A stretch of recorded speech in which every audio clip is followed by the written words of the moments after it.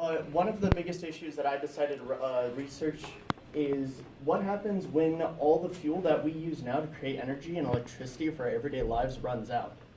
What happens when these fossil fuels just cease to exist?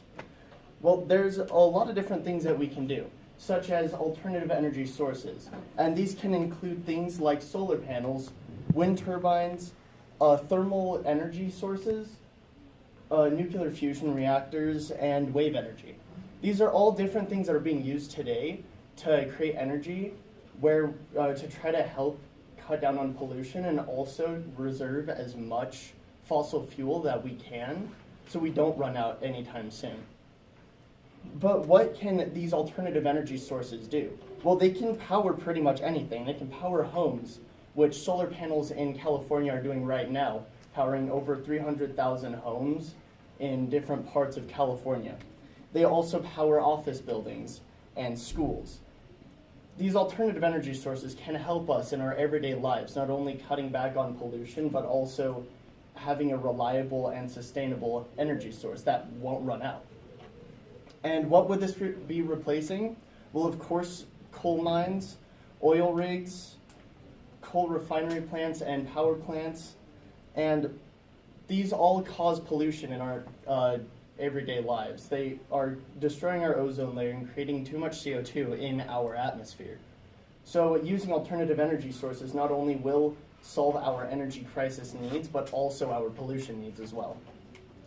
And this is just a video about fossil fuels and how they will be running out soon. Chinese music advanced in one night. We've all heard that fossil fuels won't last forever, but why? And if they are set to run out, how much is left?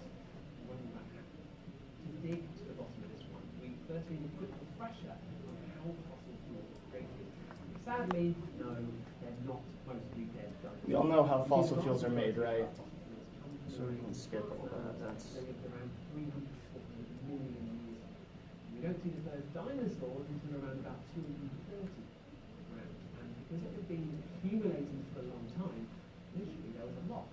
But because it takes so long to make, we're using it much, much faster than it can possibly be replaced.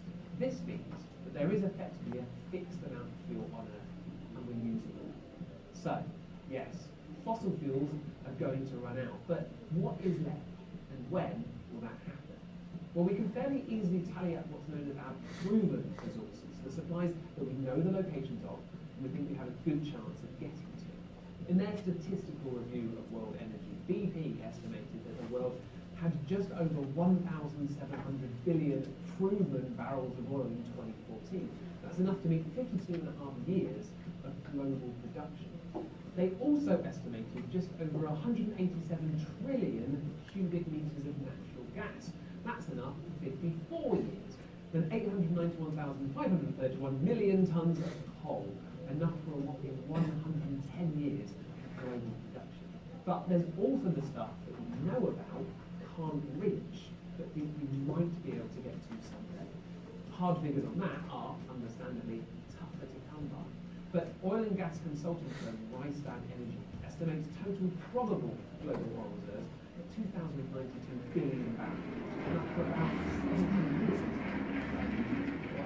The total fuel, the amount of fossil fuels that could be out there that we know nothing about, could of course be higher. But around 4 years ago, an idea came out that there actually is plenty of oil left, just that we haven't got around to getting it out of the ground yet. This means the numbers for the potential oil out there could in fact be way higher. We've already seen humanity. Alright. So that's just rough estimates about how much fossil fuel that we have left in our world today. And but why haven't we switched yet? Well, it's just the fact that we have a very large economy in fossil fuels and oil around the world. We're constantly dealing with other countries to try to get as much fossil fuel and oil as possible so we don't run out. It's kind of like a power struggle, but with oil instead of actual power. Oil runs the world, same with coal and natural gas. But what do I think about this? Well, we do need to switch, because not only is it causing different conflicts politically, but also causing problems with pollution and also the fact of energy crises around the world, with it running out sometime in the near future. But this process of switching over from, when we switched fuel sources from coal to oil, it took us about 50 years. And with the amount of technology that we have today studying alternative energy sources, it could take us from anywhere 20 to 100 years to switch. So honestly, we need to start switching now. This is my most honest opinion about alternative energy sources and just energy of it in itself. What are the possible solutions? Well, pretty much just, what does this say? I forgot what I put there. We use the sources that are reliable and sustainable. We use the sources that don't cause pollution and don't cause political conflict around the world. And not to mention, we can use all of these energy sources together to create a substantial amount of energy. So, yeah, we just need to switch to an alternative energy source. Thank you.